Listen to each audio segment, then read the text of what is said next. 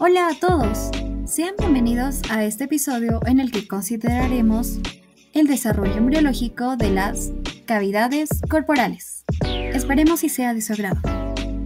Las membranas corporales son estructuras fundamentales en el desarrollo embrionario de los seres vivos, ya que desempeñan funciones vitales para el correcto desarrollo y funcionamiento del organismo. Estas membranas se originan durante la embriogénesis, el proceso mediante el cual se forma un embrión a partir de la fecundación del óvulo por el espermatozoide. Durante las primeras etapas del desarrollo embrionario, se forman tres capas germinativas llamadas ectodermo, mesodermo y endodermo, a partir de las cuales se desarrollarán todos los tejidos y órganos del cuerpo. Las membranas corporales se derivan principalmente del mesodermo, aunque también intervienen el ectodermo y el endodermo en menor medida. Cavidad corporal embrionaria. El celoma intraembrionario se convierte en la cavidad corporal embrionaria, que se divide en tres cavidades bien definidas durante la cuarta semana: la cavidad pericárdica, dos canales pericardio-peritoneales y una cavidad peritoneal. Las cavidades peritoneales están revestidas por mesotelio y están conectadas al celoma extraembrionario en el ombligo. Durante el desarrollo embrionario, el epitelio celómico contribuye al desarrollo de órganos importantes como el corazón, los pulmones y el tracto gastrointestinal. Durante la formación del pliegue de la cabeza, el corazón y la cavidad pericárdica se reubican ventralmente. Tras el plegamiento embrionario, las partes caudales de los intestinos quedan suspendidos en la cavidad peritoneal por el mesenterio dorsal. Mesenterios. Un mesenterio es una capa doble de peritoneo que se origina a partir de una extensión del peritoneo visceral que cubre un órgano. El mesenterio comunica el órgano con la pared corporal y en su parte interior discurren los vasos y los nervios que lo irrigan e inervan. De manera transitoria, los mesenterios dorsal y ventral dividen la cavidad peritoneal en dos mitades, derecha e izquierda. El mesenterio ventral desaparece rápidamente excepto en la zona en la que está unido a la parte caudal del intestino primitivo anterior, primordio del estómago y parte del duodeno. Después, la cavidad peritoneal se convierte en un espacio continuo. Las arterias que llevan a cabo la vascularización del intestino primitivo, el tronco celíaco, la arteria mesentérica superior y la arteria mesentérica inferior discurren entre las capas del mesenterio dorsal. División de la cavidad corporal embrionaria. Cada canal pericardio-peritoneal se localiza lateralmente a la parte proximal del intestino primitivo anterior, el futuro esófago, y dorsalmente respecto al septo transverso, una lámina de tejido mesodérmico que ocupa el espacio entre la cavidad torácica y el conducto ónfalo-entérico. El septo transverso es el esbozo del tendón central del diafragma. En cada canal pericardio-peritoneal se forman particiones que separan la cavidad pericárdica de las cavidades pleurales y estas últimas de la cavidad peritoneal. A consecuencia del crecimiento de las yemas bronquiales en el interior de los canales pericardio-peritoneales, aparece un par de crestas membranosas en la pared lateral de cada conducto. Las crestas craneales, pliegues pleuropericárdicos que se localizan por encima de los pulmones en desarrollo, y las crestas caudales, pliegues pleuroperitoneales que se localizan por debajo de los pulmones. Membrana pleuropericárdicos. En el desarrollo embrionario, los pliegues pleuropericárdicos crecen y forman particiones que separan la cavidad pericárdica de la cavidad pleural. Estas membranas pleuropericárdicas contienen a las venas cardinales comunes, que drenan al sistema venoso en el seno venoso del corazón. Los esbozos bronquiales son pequeños en comparación con el corazón, sin embargo, crecen desde el extremo caudal de la tráquea hacia los canales pericardio-peritoneales, que se convierten en los futuros canales pleurales. Las membranas pleuropericárdicas se extienden hacia los extremos craneales de los canales pericardio-peritoneales y se fusionan con el mesénquima ventral al esófago. Este proceso da lugar al mediastino primitivo, una masa de mesénquima que se extiende desde el esternón hasta la columna vertebral, separando los pulmones en desarrollo. Membranas pleuroperitoneales. Las membranas pleurales son membranas serosas que recubren los pulmones y revisten la cavidad torácica. Están compuestas por dos capas, la pleura parietal que recubre la pared interna de la cavidad torácica y la pleura visceral que recubre la superficie externa de los pulmones.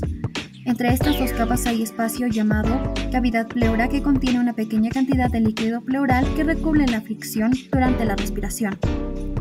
Las pleuras peritoneales, por otro lado, están ubicadas en cavidad abdominal. También son membranas serosas que recubren los órganos abdominales y la pared interna del abdomen. Al igual que las pleurales, las membranas peritoneales tienen dos capas, el peritoneo parietal que reviste la pared abdominal y el peritoneo visceral que recubre los órganos abdominales. Entre estas dos capas hay un espacio llamado cavidad peritoneal, que contiene una pequeña cantidad de líquido peritoneal que facilita el movimiento de los órganos abdominales durante la digestión y otros procesos. Desarrollo del diafragma. El diafragma es un músculo importante que separa la cavidad torácica de la cavidad abdominal y juega un papel crucial en la respiración. Durante el desarrollo embrionario, el diafragma se forma a partir de varias estructuras embrionarias. 1. Origen y formación. El diafragma se desarrolla a partir de múltiples estructuras embrionarias, incluidos el mesodermo esplácnico y el mesodermo somático. Durante la cuarta semana del desarrollo embrionario, el mesodermo esplácnico, que va a rodear las futuras vísceras abdominales, y el mesodermo somático, que rodea la futura pared corporal, se fusionan en la región del cuerpo que se convertirá en el diafragma. 2. Septum transversum. Una estructura clave en el desarrollo temprano del diafragma es el septum transversum, que es una lámina de mesodermo que se forma cerca del extremo cefálico del embrión. Contribuye al desarrollo del diafragma, especialmente en su porción central. También juega un papel en el desarrollo del hígado y el pericardio. 3. Canal pericardio-peritoneal. Durante el desarrollo se forma una abertura temporal llamada canal pericardio-peritoneal, que conecta la cavidad pericárdica y la cavidad peritoneal.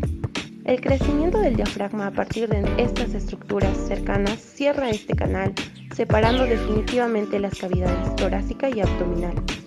4. Desarrollo del músculo diafragmático. Los músculos del diafragma se derivan principalmente de la región muscular del mesodermo esplácnico. Las fibras musculares migran hacia el septum transversum y otras estructuras circundantes para formar al diafragma completo.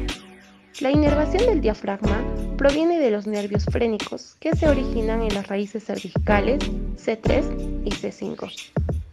Y 5. Diafragma definitivo.